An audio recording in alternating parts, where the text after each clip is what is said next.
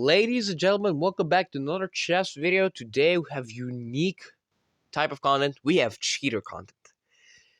Cheaters in chess comes in all types and sizes and characters. Today's in particular cheater, uh, the first one of the channel, created his account on March the 15th, played 23 games, and cheated non-stop. And in fact, if you remember from last video, I told you that I'm going to be making a video after, the Arena Domination video came out, which was yesterday. And I told you that in the late Arena Blitz tournament, I played on the early one. I got second place. And, the early one, I returned from an over-the-board tournament. I got fourth place. I'm still proud about that. And after that, I had to play on the early one. I mean, not had to, I could play, and I did play. On the early one, got second place. And then I didn't have enough energy for the late one, because it was late, I was tired, I traversed like 6 hours the entire city, just to get back home. And good thing I did not play on the late one, because there was a cheater. And they won the late one. And I was like, okay, let's see the standings for the late Arena Blitz tournament. There was a 400 that beat 1900s and 1300s. I was like, wow, insane. And then I realized he had a red thing on his account. That meant that this account was banned for cheating. And let me tell you right now, this cheater would spend for 2 to 5 seconds per move and would have massive win rates and would pretty much cheat the entire game. Till the end. Now, of course, the cheater is banned and has been confirmed a cheater by the chess.com fair play team, and was actually banned a couple hours after the late Arena Blitz tournament. Obviously, if you just cheat for 23 games in a row and you win all of them, of course you're going to be caught cheating. Like always, hope you enjoyed the video. Let me know what you think about this, and yeah, I'll see you guys in the next one. Okay, so we're going to start with the rapid games, some of them that the cheater played. We're going to see it from the cheater's perspective. So, e4, e5, knight f3, knight to6, and we have a Scots. Wow, a Scots opening. By the way, Scots. Okay, good opening for beginners. Amazing. d6, we have the declined Scots. Okay. d5, that is, or a top engine moves up there. It's a logical move, so nothing too crazy just yet. Okay, that is just a bad move by the, whatever rating, probably 700, 600, whatever the rating is. I probably said in the intro. Knight takes d4, e takes d4, and queen takes d4. That's just a free pawn, nothing too crazy just yet. Knight f6, knight c3, developing and defending the pawns. c5, okay, forgetting that en passant exists. Okay, the 600 knows about en passant. Big take c6, and bishop f4 developing accurately. c5, queen d2. You don't need an engine to tell you to get out of the way. g6, just trying to develop the bishop. And actually, g6 is straight up losing the game. Why is g6 straight up losing the game? Because of the move long castles. Okay, so this, if you let the engine run, it's gonna say long castles, top engine move.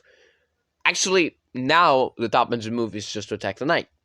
Because after this, you will, well, you can trade the queens if you want, but you can also just give this check, force black to do this, and take this pawn. And if they take, then you will take, and they will, take, and you will take this. Or actually, first you want to take this to attack the rook, and they cannot defend anything. But long castles is the second line of the engine. I cannot explain why long castles is the better move. I could try. It's probably to try and start a kingside attack. So, not quite the fantastic thing just yet. Bishop e7, e5, good pawn break. Takes, queen takes, and bishop e5 check, just slaughtering. And here we have a tactic, bishop takes e5. The point is, if you take the bishop, I will sacrifice my rook. And then bishop takes f6, check. The king moves up, and you take the rook, and now all things are hanging. Your bishop is hanging, but their bishop is hanging. They choose to take the bishop and lose this. And a couple moves later, the cheater found a check, a grabbing a pawn, a defensive move. In just matters of seconds, I sat and analyzed the game, attacked the knight, defended the knight. The king tried to run, but it was just impossible. And mate in 3. The 600 knows about a mating net. You cut the king off, and there's just no oxygen. The next move is mate. Wow. And this game had 98% accuracy. Okay? 98%. Insane. Well, maybe this was just a lucky one, you know? Maybe it was just apart from the 23 games that this individual played and got banned literally the next hour, maybe it was just a lucky one. Let's get the next one. Okay, for the next game, it had 93.7 accuracy this time. Okay, just slightly lower than last time.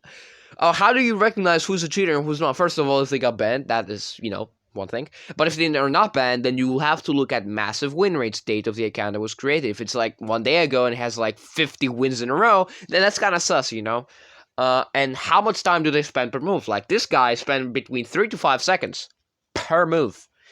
In every single time control that they played, Blitz and Rapid, they spent 3 to 5 seconds and played close to the top engine moves, or even the top engine move.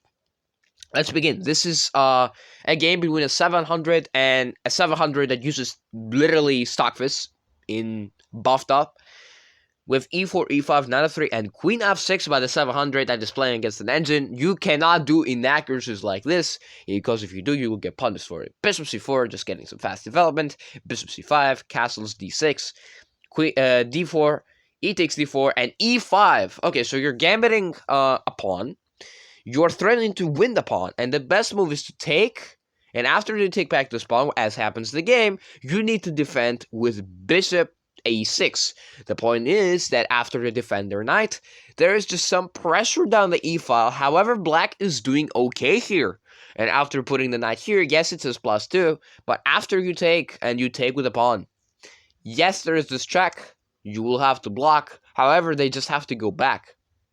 And this position is actually okay for black, even though they have like a queen on f6. Okay. Obviously, after knight takes e5, you will take with the queen and get yourself pinned to the king and lose the game on the spot, because if it takes, and check, and you block, material is shockingly equal. It is. You've traded a knight and a rook, and I think a pawn, yeah, and a pawn for a queen. Shockingly, this makes 9 points, and it is an equal trade. Equal, but in parentheses, of course. Why is it plus 3.9, plus 4? It is because that in chess, there's 2 things that are valued: king safety and material. Then there's piece activity, space, and pawn play. But the 2 major things are king safety and material. Material is equal, but king safety for black is bad. If you have to pin yourself in order to get out of danger, things are really nasty. Queen e5, spotted in 3 seconds, threatening 3 things at the same time: the bishop, the pawn on c7, and the pawn of g7. What do you defend? Obviously, you need to defend this. Give white the option to take this, and then just, attack this, but then you're probably under a massive attack, and you need to give away you need to give away another pawn. I think after this move, I think you need to give away another pawn, because it's just a bad position for you. But we have queen e5, bishop d6, attacking the queen and defending the pawn, giving up g7, but it's fine, rook f8, and now there is bishop h6, and the only move, knight f5. And the point of knight f5 is you attack the queen and simultaneously defend the hanging rook.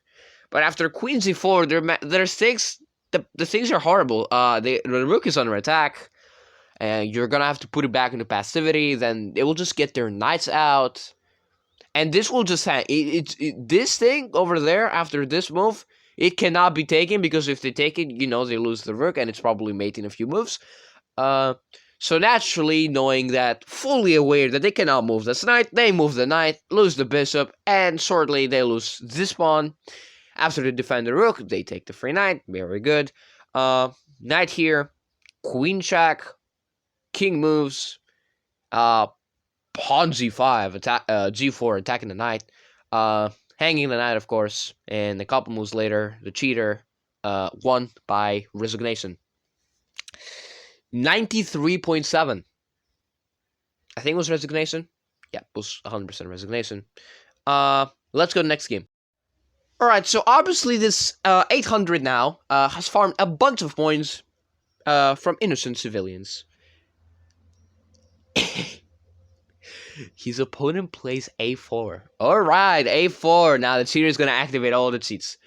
e5, b3. Okay, that probably White has a plan then.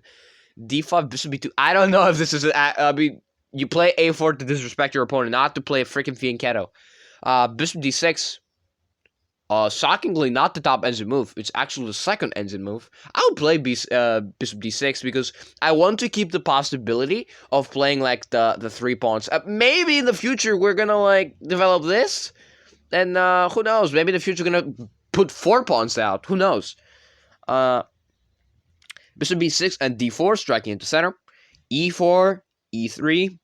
Now f6. What I would like to see here is f5. But that shockingly is not the best move because of, this. And you might need to, like, go here and, things are kind of getting nasty. Knight f6, though, it's fine. Perfectly reasonable move. Bishop b5 check. A useless check because it can just be parried. Bishop e2 goes back. a5. That is not top engine, but it is a good move, taking away some space from the opponent. Knight h3. And bishop takes h3. Excellent move. You're doubling the pawns of White. They gotta do that. And now these pawns will be very weak because you can probably immediately win them. Not right now. It is like, I think it's top ends and move to castle, but right now it says it's this queen d7. Whatever, castles. h4. Okay. Knight fd7, discover attack. h5. f5. Okay, I'll play f5 like whenever I have the chance because you just solidify a center. You solidify the center, open some lines. h6, g6. So, top ends move is to ignore the free pawn, because if you take this actually, then, there could be some danger along the file. However, you're just perfectly fine after king here, because even if they do this, you will just trade, and you will just go queen here, and develop the other knight. Yes, they can take this, sure, whatever. But then what? They will go alongside, and then you will go here, and then you will just have secured the only open file in the position. And you're just perfectly fine. So I don't understand why this is the top engine move by a couple of, by 0.03 decimals, or whatever it's called. Anyway, h4. Okay, trying to put pressure on the pawn chain. f4. Wow, that's a good move. Takes with a... So not taking the free pawn back. Instead, queen f6 to add pressure to the pawn. Wow. h5. Now, if you're like 2,000, 2,300, of course you'll play these moves. But this guy's 800. 800 finding moves in 3 to 4 seconds. That is not possible. They take the pawn back, of course. And now, takes. And mate in 4 is delivered. Whew. That's a mini lesson. Do not leave your king stranded in the center with 0 protection. All of these pieces around the king, around I think around what? It is 23 points of material, along with 27 points along with the pawns. Cannot do anything to save their king in this situation. Now let's move on to the Lika Blitz Arena late tournament right now. For the first game, I think he played against the 1,100, 1,000, or 900. I forgot. Anyway, he played against a really good player. We have a Scandinavian by the cheater. But he plays in the Gambit style. C6. This is the Blackburn Clusterberg Gambit. Of course, it is declined. Shockingly, if you take this and you just do this, White is better if they just develop. Yes, they can put a pawn, but develop, castle, develop, and look, you just have a good position. Shockingly, White is winning, of course. But not if you're playing against an engine. Yeah. Knight c3, knight f6. The Scandinavian Geshev gambit, that's a different one. Now, D takes c6, knight takes c6, and bishop b5, bishop d7, knight f3, a6, bishop a4, e6. Okay, looks like a con Sicilian, but without the d pawn. Castles, bishop d6, d4, taking some space. Castles, rook e1, b5, attacking the bishop one more time, and knight. Oh, so not trying to win like a really good bishop. Instead, we are gonna play queen c7 and make this nice little battery, and put some pressure down the king file. Queen c7 actually is like shockingly 0.9 decimals. Queen c7, d5. That is a small little fork. Knight e5, however, is the top engine move. Knight takes e5, bishop takes e5, and h3. You can play, this track. You can, but after king here, and you gotta go back, and yeah, there's some more trades happening, and it's not comfortable, but it's something. b4, attacking the knight. The knight moves to the center, just promptly taken. And taking the bishop, and so, okay, you could take this pawn theoretically, but it is kind of dangerous, but you could take it theoretically. Knight d2. Rook f to c8. Knight f3. Bishop f6. Taking the free pawn. Bishop e6. Queen d3. You take the free pawn, and you trade queens, and rook d1. Okay, so now, there's also another free pawn that Cedar finds that. Okay, cool. Not any ridiculous stuff so far. Knight d4. And you gotta take with the bishop. And knight c6 attacking. And you just play b3 and you're solid. There's nothing. Rook a to c1. King f8. Not even h6. King f8. Moving into... What is the king doing? There's still pieces on the board. Anyway. King f8. That's top. By the way, that's the second line of the engine by by 0.1 decimal. Insane. King f8. And this is where the game ended because white ran out of time. And even if white did not run out of time, the game plan was simple. After trying to put pressure on the pawn, saying you would just do this. And let's say you gotta give this up.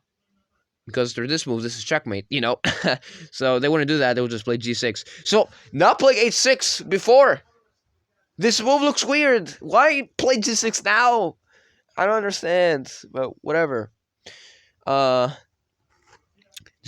and then I would have to move, and then you would just slowly push your pawns. And then you would just defend. You defend, attack this, and defend everything, and you just go h5 here. I don't understand the engine. Let's go to the next game. Alright, this is a game between the 400 in Blitz, aka the Cedar, playing with black, against Kojak. Kojak is a really good player, so he plays really well. In our Blitz Arena tournaments, I am getting my ass destroyed because I forgot that some pieces are hanging, or I have made one on my face. Look, the arenas are kind of late, and I'm kind of like on sleep mode. So, sometimes I win, most times I lose. A really good player. However, this Cedar was ready for a battle. d4, d5, the Queen's Gambit, and not the classic taking, which is what the newbies play nowadays, which is actually among the top ends moves in like low depth on level 14. If we had like a higher depth, I don't think taking the pawn would be nice. Then there's also the top engine move e6, which leads to Queen's Gambit declined games, or the Catalan. In this position, the Cedar played knight f6, the Marshal. This is a really bad move because, takes, and if you take back, you just get launched away, and you need to go here. Or here. And cause another, like, attack on the knight. And actually, this is not too horrible, but I would never ever play it in a million years, and we'll just go here. Yes, they can go here, but I can take, like this. I don't care that this is possible. I will take with the king, and then you'll retreat. And then I'll just have to defend this and lose the pawn back, and then probably gonna play f4 and have this nice little center. So I understand what black did here. They were not gonna play knight takes d5. They're gonna play c6, the tan gambit. The tan gambit is aiming to get fast development in exchange of the central pawn, or whatever. Yeah, in exchange of the central pawn. Knight f3, e5, e3, defending the pawn. Bishop g4. Mind you, these moves come in like between 3 to 4 seconds. Just saying. Bishop e2, e4, knight fd2. Takes, that's kind of a for sequence. Knight b4 threatens a fork, which is almost unstoppable, but thank God you have this check. We have castles. I don't know why C played castles, but we have castles. Misses the fork, of course. Queen b5 check. Queen here, queen e5 check. Bishop here, knight takes e1. Takes here, queen e4, and this knight is trapped. Yes, you're gonna slowly win it back. f5, queen d3, b5. My God, that is so. I cannot explain the point of b5. I cannot. Knight a3, attacking the pawn. That just moved there. Rook g8. Giving up this pawn in exchange for this knight leaving. And then after you attack this knight, you would go here. The knight would move back and slowly would get out. That is the entire point of playing rook g8. You would give the pawn away in exchange for getting the knight out, and you would be up in material. But of course, the 1900 is not blind, and C plays bishop d2. Also, I'm lagging here a little bit. I don't know why. Oh, I'm lagging a lot. Holy crap. Queen here. Threatens mate. What are you gonna play here? Taking the free pawn. And shockingly, as good as this move looks, it is losing. Because you gotta take back with the knight. Not even saving your knight. Do you know why? Because knight c2 actually throws the game. Because of the fork. But you're still kind of winning here. Rook b8, however, giving up this pawn. Allowing this check. But knight a6. Rook takes b2. Because you fork. And yes, bishop c3 is possible, but rook takes a2. And yes, rook takes a1 is possible. But check here and here.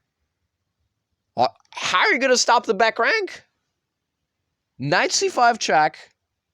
Bishop takes, pawn takes, and rook takes. You can't stop the back rank, mate. You need to save your king. And you cannot stop the back rank mate by doing both. And with bishop b2, rook b5, and white resigned. Because you need to go here. And after this move, you need to give away the bishop. And this endgame is just simply lost.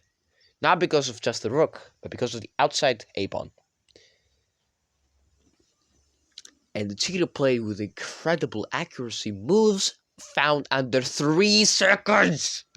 3! But it's not just an insane game. We have a lot more games to look at, my friends. Let's go to the next game. Alright, so this game is against a 1500 in rapid and 1300 blitz versus the cheater. We're going to be watching his perspective. We're going to be watching instead of watching the cheater's perspective, we're going to be watching the legit player's perspective. d4 knight f6, e3, e6, bishop d3, d5. We have Stonewall attack with transposed from Indian games. That was my door. Just rapidly closing on my face. We transpose from the Indian game to the Stonewall attack, and now we're gonna transpose to the Koli system, or Kali, or Cole, or whatever it's called. I don't care. I don't care how it is pronounced. I'm just gonna say that it's called like that. I don't know what the Kali system is, but I heard it's a really good opening. I think. Anyway, e5 takes. Knight f3, and that's a free pawn. Okay, good. So far the cheater hasn't thrown some complicated ideas out of the window yet. Rook b1, bishop g4. Okay, pinning the knight. Bishop e2, knight e4, queen d3. And now, if I let the engine run here for a little bit, just for a tiny little bit. Let me run it here for a little bit because it's kind of slow on. I don't know if it's just mobile or it's just like the engine running slowly.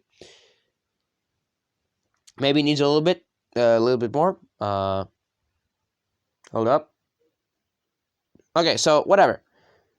What would you play here as black? If you say getting the queen developed, literally, I don't know, here, for example. Correct, but you're hanging a pawn, sure. You get credit points for, like, development. If you say moving the rook to e8, just getting the rook on an active file. Or even moving this rook to e8. Correct, you get some points. The top ends move here. Or even, like, you know, bishop f5, just bishop f6, I meant. Or bishop f5 even, just getting the knight, getting the bishop, like, in a slightly better square, and reinforcing the knight. No, bishop f6 is the top engine move. You don't even stop bishop b2, which will trade. But the cheater plays bishop f5 now, threatening a discovered attack. Takes, queen d1, and hangs a fork.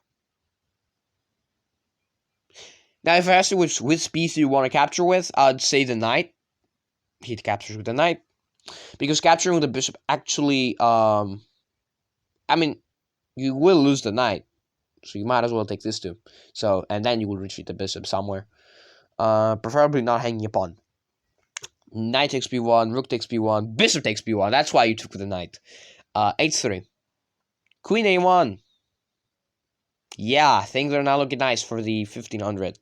That fell victim to the cheater, which played ridiculous moves. King h2. Queen takes a2. Queen takes d5, hanging the bishop, of course. Queen takes c5. Queen takes f2. b4, there's nothing. Bishop b4. Not even like, I don't know, bringing the pawns to help. But bishop e4 trying to win the knight. King h1, the only move, I think. Attacking the queen. Not even trading when up material. This is mate, for God's sake. This is mate. Rook f to c8. Queen g5. The position is mate in 5. Bishop takes f3. G takes f3. Rook c1 check. And next move will be mate. And white resigned. Not even taking a free pawn. This is just a free pawn, and you just win. You're gonna win a lot more pawns actually. After this move, you can trade the queens, or you can even go here, and like you can trade the queens here, and then you have this completely winning endgame. This is what humans think, or I don't know, take the damn free pawns, or something. But no, not the free pawns. It was not about the free pawns after all. When is this cheater gonna be caught? Okay, so the next game is against the 1600 in Blitz. The guy only plays Blitz, by the way. Just saying. Knight f3. This is the... So, I think that's the cheater. Yeah. Cheater is black. Okay. So the guy plays the ready. Responds with d5. Now, if you're facing against the ready, I recommend playing c5. If you only like the Sicilian, if you only play the Sicilian, play c5. because chances are you're going to transpose to Sicilian defense and, go for your normal Sicilian stuff. Anyway, d5, c4, the ready gambit. Okay, very well-known gambit. It is aiming to attract you from the center and take, and just take the center and probably win this pawn. And if they play this, you play in Queen's Gambit style probably. And defending like this, obviously you're gonna lose the rook. So you gotta defend with c6, and you take actually anyway, and you continue to undermine the pawns. And there's just no way to keep the pawns defended. Like everything is just gonna hang. And this position is actually plus 1.3, and taking this pawn with black is actually a mistake because of this queen check. And after the block, you sacrifice, and then you get in and you win the piece back, and then black is in trouble, in a lot of trouble. And now this rook will hang, and you need to defend it. How do you defend this rook? You need to go here and hang another piece, or mate in one. Who knows? Okay, with the declined ready gambit. That's also another reason why I like to play c5 to avoid ready gambits. b4. Okay, taking the flank of the center, and advancing on the queen side. c5 now. Giving up a pawn. This is just a clean pawn. And the point is that you're just going to develop and slowly win the pawns back. But we have e3. Principal individual. d takes e3. f takes e3. c takes b4. d4. Taking the center. Good. e6. Okay. Bishop d3. Bishop d7. Developing. Castles. Knight f6. a3. Now, taking this pawn actually is not the greatest thing to do, so just defend it, and the tutor does that exactly. So I don't have to do crazy just yet. c5 now, and c5 is a losing move, because you are kind of overextending your pawns a little bit, not too losing, but slight inaccuracy. Castles. Okay, castles. Bishop b5. Attacking the knight. I don't know if you want to take the knight after this, but he takes the knight. Spends 3 seconds recapturing. A takes b4. That was just a free pawn. Just saying. You know what's funny? I just realized that pawn's been hanging for quite a while. Now it is taken. I don't know why. a6. Stopping pretty much nothing. You were fine in this position. Knight c3. Knight d5. Queen b3. Taking this knight, absolutely fine, and that's what a cheater does. f6. Not f5, which I like more because it advances. The reason why f5 is bad is because it gives away this square to the player. And yeah, this knight is kind of active now, so that's why they play f6 to stop the knight from ever jumping there. Even though the knight could have jumped there a while ago. The knight could have actually jumped here. But it's not good because the knight is hanging. So they develop, and let's say you just take the free pawn. This knight is kind of strong. That's the reason why they did not do all of that. And queen b3 takes f6. Bishop b2. There's a battery being formed. Queen d5. Now there's problems. Rook after e1. The position is still relatively equal. Queen e4. Playing snakes and ladders with your queen. I don't know what that does, but it's top engine. Rook e2. Queen g6. So now you're threatening to take the knight. Rook f1. Defending the knight. Bishop b5. Skewering. What you had to do here was probably defend like this. Or, I don't know, moving your king? Probably, because after this and this, white has an advantage. Shockingly, has an advantage. Rook f1 skewers the rooks though, and yeah, now there's problems now. But white is still not dead, completely lost. It's fine. I mean, white has a lot more, but black is actually winning. White has a bishop for rook, and black has a rook. So he's up like a little bit, but it's not completely dead lost yet. Bishop d8. I think that's a reroute to c7. Queen c4. Okay, so instead of going with the plan of rerouting the bishop, you instead decide to just queen e4 and attacking a defensive move. Okay. Queen c3. Okay, now I have another chance to play bishop c7, right? Now you play f5. Now. So playing f5 like 10 moves ago was not enough. Now you play f5. Not even the bishop c7. Bishop c7 is absolutely the greatest move. Why are you playing f5 now? Now you give away this beautiful outpost for the knight. The difference now is queen d5. I don't know why. And queen d3. And then the cheater just allows the knight to stay in, but now attacks it. Knight c4 and g5. G5? Okay, this is ridiculous. Bishop c1. White is doing an excellent job defending. I'm not sure it's going to be enough. Rook f6. e4, f takes e4, and White in this position, I think, either resigned or lost in time. Because after you move the queen, then you will sacrifice the bishop in order to get a nasty attack on the king and also win another rook. And it's just dead. It's a game. The game is dead. What a game. Oh my god. That's a lot of names. Okay. Yeah, let's go to another game, I think, and I don't know. There's 3 more games, so there's individual playing, and soon the cheater will be caught. d4, knight f6, knight c3. Okay, I'm not recommending knight c3 to anyone. Do not play knight c3. Straight up, just do not. It is bad.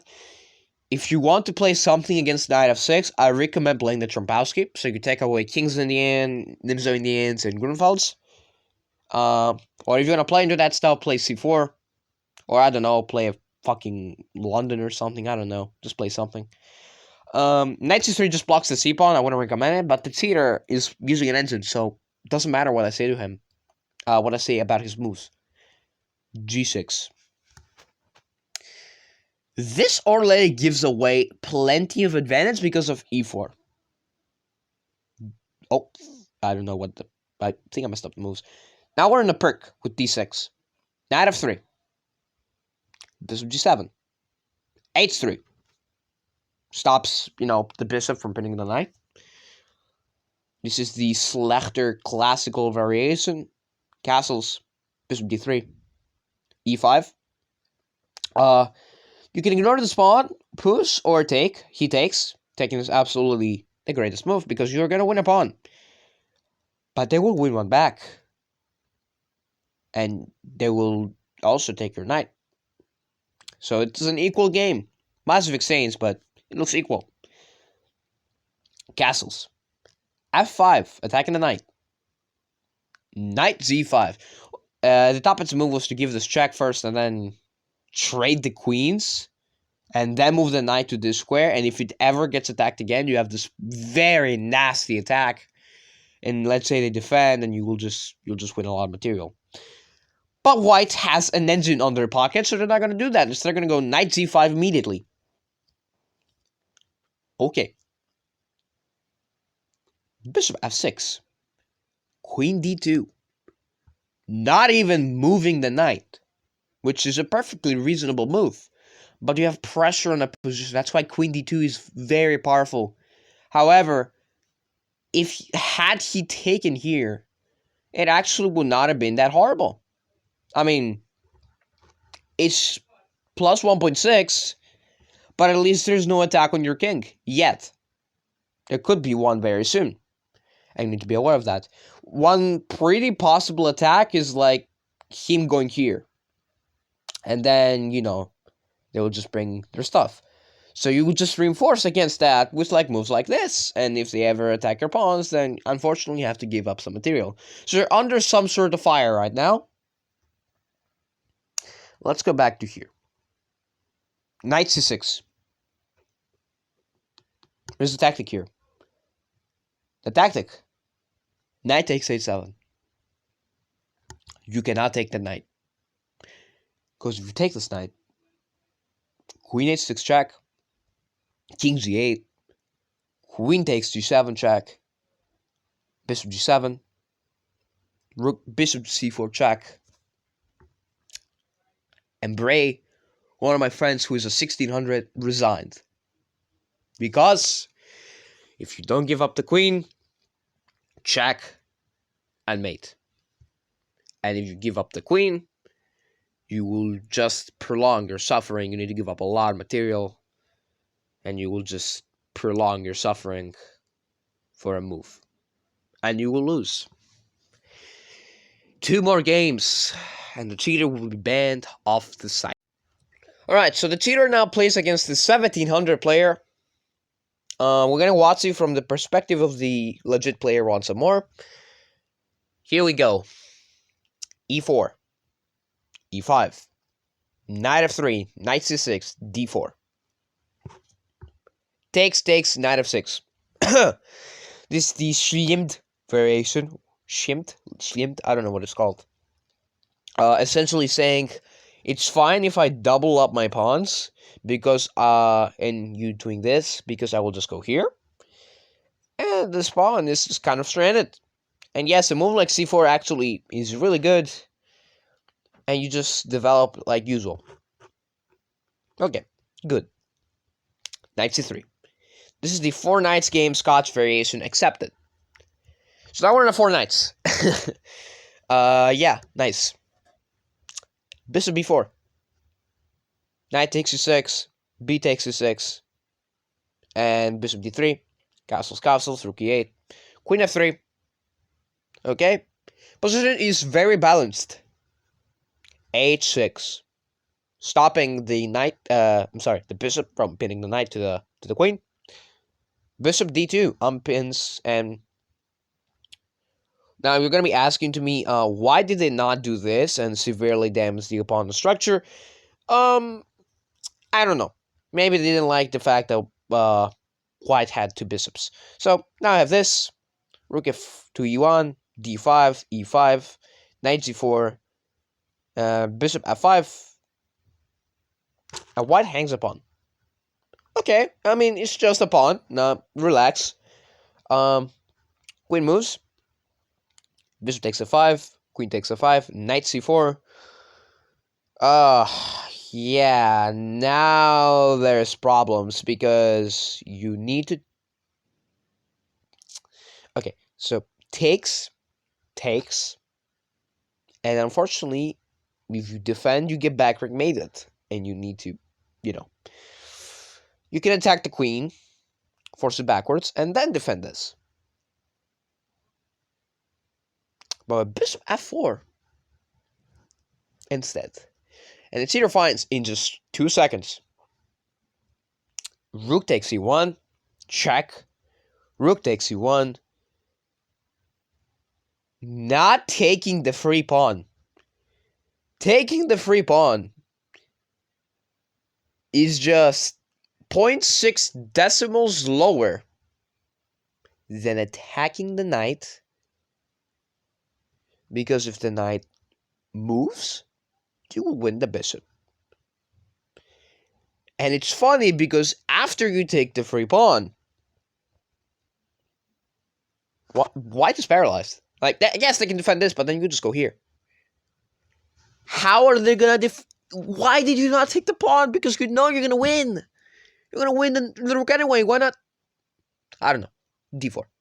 94 and white resigned. White resigned. Or actually, he did not. There's still games. But I would probably resign here, honestly, because I already have my suspicions about it. Bishop takes e1. Queen c4. Queen e7. It looks like with this move, it looks like white is getting enough counterplay. He's not. Knight g3.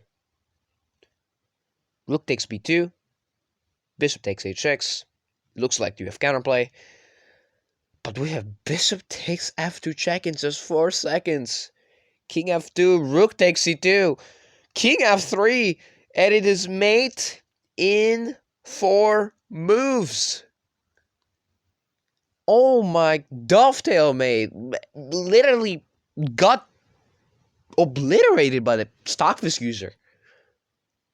I mean, finding the checkmate combination just 4 seconds. It took him 4 seconds to calculate all that.